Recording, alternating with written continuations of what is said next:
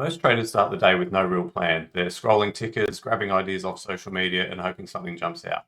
That's not a great process. So today I'm going to show you how I use Barchart Stock Screener to find high quality option trade candidates in just a few minutes each day.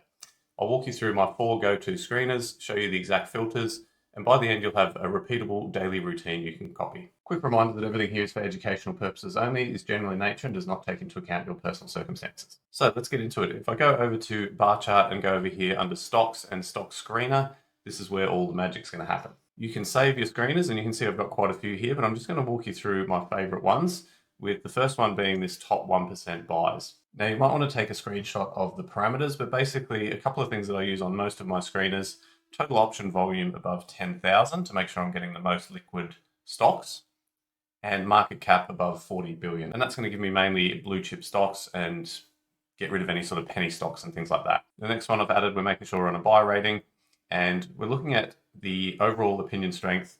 Usually I have this set as top 1%, but sometimes I'll add max as well to just get a few more results. So everything that comes back is on a strong buy signal with a high buy percentage. And I'm going to sort by call volume to give me the most liquid stocks in terms of trading options. And I like to have the earnings date here on the filters as well, so that I can see any stocks that might have earnings coming up. So that might mean I'm not going to trade that particular stock. I might look for ones that have already reported earnings, or, for example, JP Morgan, Bank of America.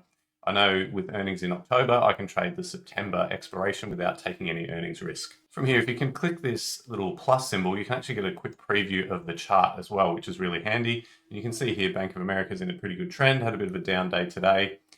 Maybe we'll look for another candidate, Schwab. We can click on that. And that looks really good. And then if we go to full chart here, we can then take a little bit more of a detailed look into the stock, and that's looking really good. It's breaking out to new highs. We've got a nicely rising 50-day moving average, and a couple of other indicators that I use is this accumulation distribution indicator in sort of orange. I want to see that rising. That just shows buying pressure. And I'm looking at RSI as well.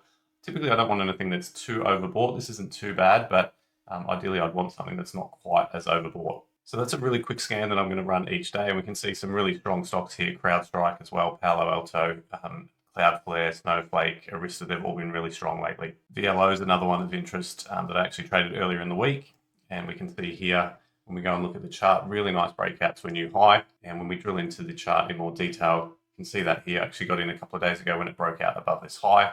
And this was one that I found using that exact bar chart scanner. The next one's my favorite. I probably rely on this one the most. I run it every day, and I call it a 50-day moving average screener. And basically, this is going to show me stocks that in the last day have broken above or below the 50-day moving average. And if we go down to the parameters, again, you might want to take a screenshot here. And these are the main ones that we've got here, making a new 50-day moving average signal. I've got buys and sells, so I'm going to see stocks breaking above or below the 50-day moving average. I've got these indicators here as well. And you can also swap this out for the 20-day moving average signal or the 200-day moving average signal if you prefer. The 20-day is going to be a bit faster, a bit noisier. You're going to get more signals, but maybe some false ones as well. The 200-day is going to be a bit slower. You'll get less results, but it's going to catch bigger trend shifts. For me, the 50-day sits right in the middle. It's going to filter out a lot of the noise, but still gives me a steady flow of fresh candidates each day. So depending on whether you want faster or slower, you can swap these moving averages out for the 20-day or the 200-day. Again, you can just come up here and type in 200-day M8, and there's your indicators there that you can swap out for that 50. Again, I'm filtering for anything with total option volume above 10,000 and market cap above 40 billion to give me the most liquid stocks in the market.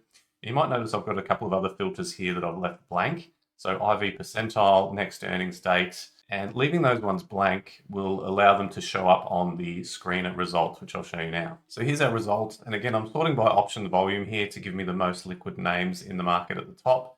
And I've got that IV percentile column that I included in my parameters. When I use the filter view here, it's going to bring those columns into my results. So I can quickly see the IV percentile, which is really important as an option trader. And again, the earnings date as well. So Netflix looks like a really good candidate. I know I can trade that September expiration without taking earnings exposure. We're getting a buy signal, which means it's crossed above the 50-day moving average. And then I can go in here, click on the plus button. And yep, that chart looks interesting. I'm going to go and look at that in more detail. And there we can see that beautiful move above the 50-day moving average today. Nice bullish candle. And that is a good potential bullish candidate. The reason I love this screener is because we're getting a moving average cross, which is an actual event, maybe a change in character of the stock, not just sort of this stock is strong. It's giving me a defined moment to build a trade around, and I'm getting a fresh batch of trades every single day. So this is the main screener that I'm going to be using every day. Another thing I'll do is I'll sort by the signal, and this will just allow me to get a bit of a feel for the market in general as well. If we're getting lots of buy signals, I know the market's fairly strong. If we're getting lots of sell signals, I know there's a lot of weakness in the market. So it just kind of helps me get a feel for the overall structure of the market as well. The next screen is a little bit different. This is more of an income type trade. I'm looking for candidates for a wheel trade. So I'm looking for stocks with a high dividend. Again, good option volume and a large market cap. So this will give me stocks where I might be looking at selling a cash secured put, hoping to get assigned, take ownership, collect the dividend, and then start writing covered calls against it. So rather than a directional trade, it's more of what I would call an investing strategy where I'm trying to build a dividend portfolio of stocks, paying really good dividends, selling covered calls against them, selling cash secured puts, etc. Again, I'm keeping that next earnings date filter in there, so I'll have the earnings date in the results. I'm keeping implied volatility in there as well. Probably add IV percentile here.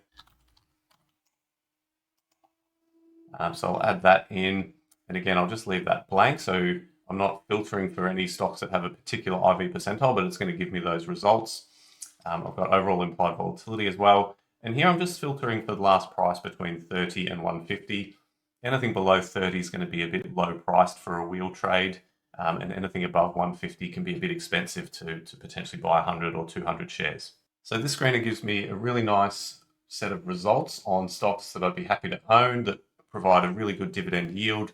Again, I'm sorting by that options volume to give me the most liquid names. And you can see here names like Bank of America, Nike, Starbucks, Citigroup, Wells Fargo, Coca-Cola, Blackstone, Merck. These are all stocks that I've traded in the past on the wheel trade. Quality blue chip companies that pay a good dividend. BMY I've used before, Occidental Petroleum as well. All really good candidates for a wheel trade. And we've got that IV percentile column in there now as well, which is going to show me some good results here. Stocks with a little high IV percentile. And we've got the earnings date as well. So again, Blackstone's an interesting candidate, pays a 3.5% dividend, 41% IV percentile, and earnings not until October. So I can trade that September expiration without taking earnings exposure. I still want to go and look at the chart as well. So we'll go and check that out. And we can see here, we don't even really need to go into the full chart. We can see that's a really strong looking stock at the moment. And that is definitely a candidate for a wheel trade. Now, another screener that I really like is this one called Large Cap Candles. Again, I've got my main screens here, total option volume above 10,000, market cap above 40 billion.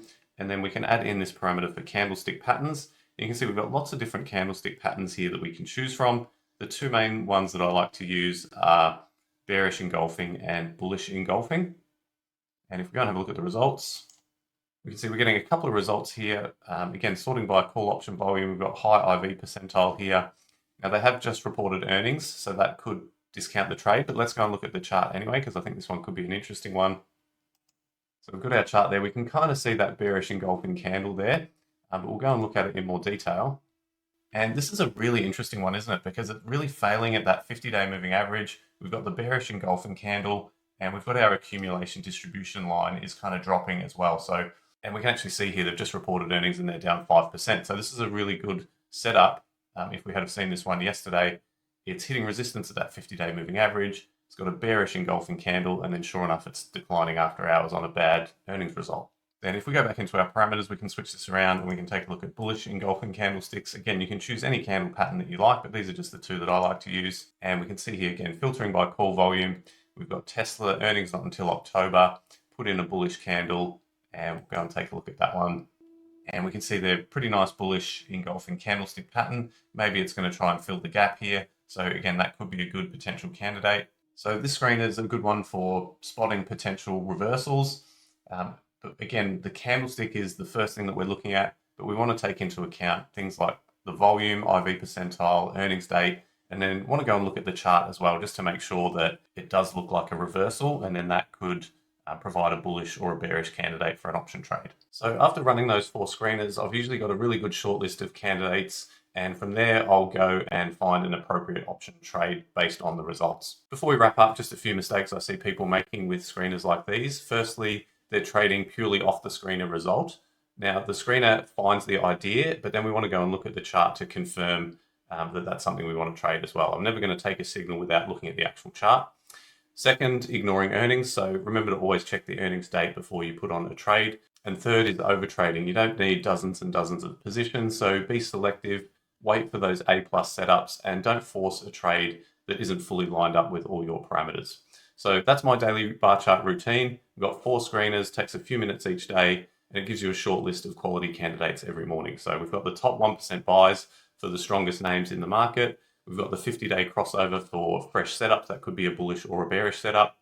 Then we've got the dividend screener for wheel candidates and the large cap candle screener for reversal signals. Hope you found the video useful. Thanks for watching, and I'll see you on the next one.